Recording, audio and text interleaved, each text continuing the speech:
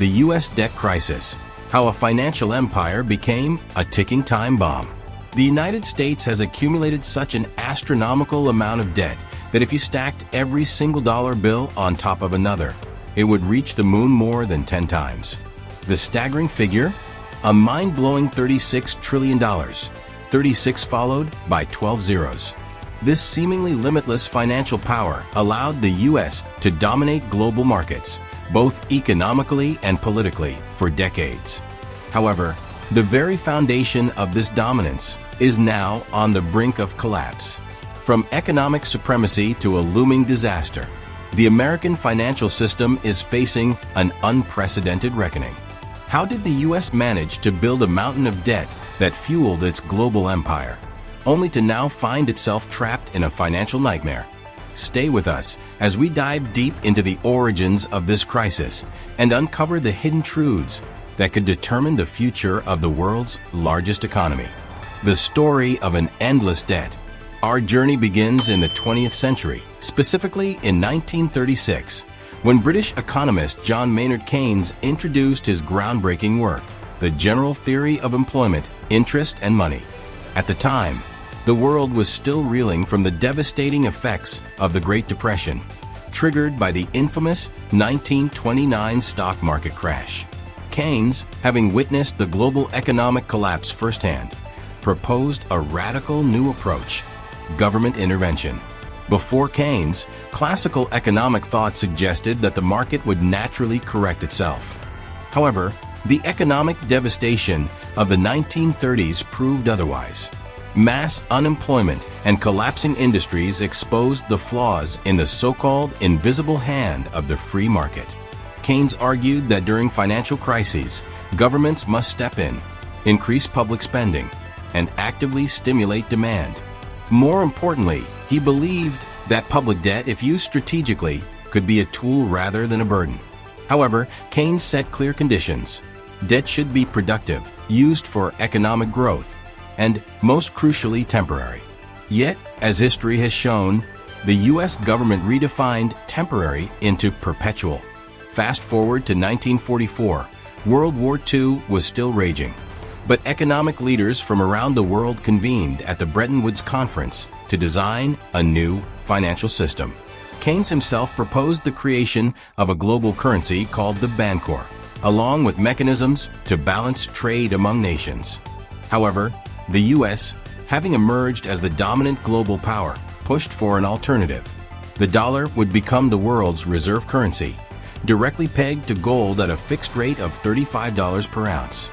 This system established the United States as the financial cornerstone of the world. Nations traded in dollars, accumulated them as reserves, and relied on the U.S. economy as a financial stronghold. On the surface, it seemed like a perfect arrangement. However, hidden beneath this stability was an economic time bomb waiting to explode: the U.S. and the shadow of betrayal. Almost immediately, cracks began to appear in the system.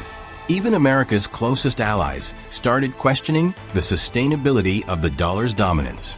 In 1947, during the British pound crisis, The Economist magazine issued a warning. Every time the United States provides financial aid, it imposes conditions that ensure the UK will need even more aid later, each time under greater humiliation.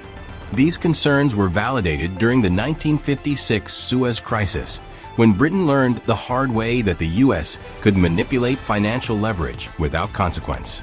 Meanwhile, across the Atlantic, French President Charles de Gaulle openly criticized the U.S. for exploiting its monetary privilege. He warned that Washington was issuing far more dollars than its gold reserves could back, eroding trust in the system. France, under de Gaulle's leadership, aggressively converted its dollar holdings into gold, withdrawing massive amounts from U.S. reserves.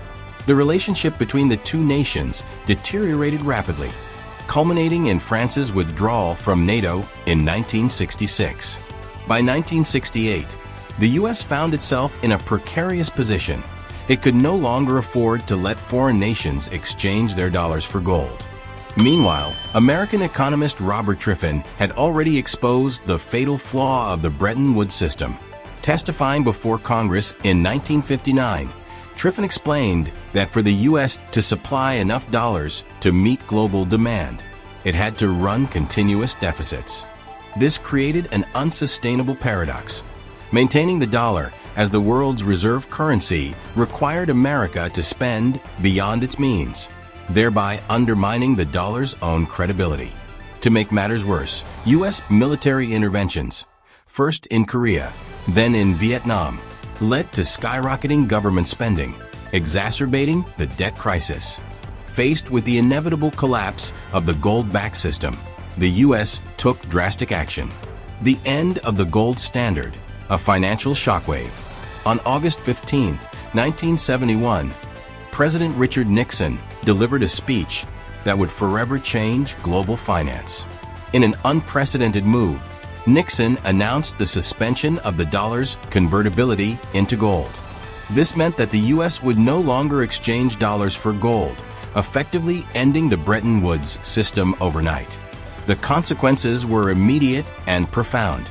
Countries that once relied on the stability of the gold-backed dollar now faced extreme uncertainty. Exchange rates fluctuated wildly, inflation surged, and financial markets entered a new era of volatility. Without the constraint of gold reserves, the U.S. could print money without limit, paving the way for an era of massive debt accumulation. Over the decades, the consequences of Nixon's decision became clear.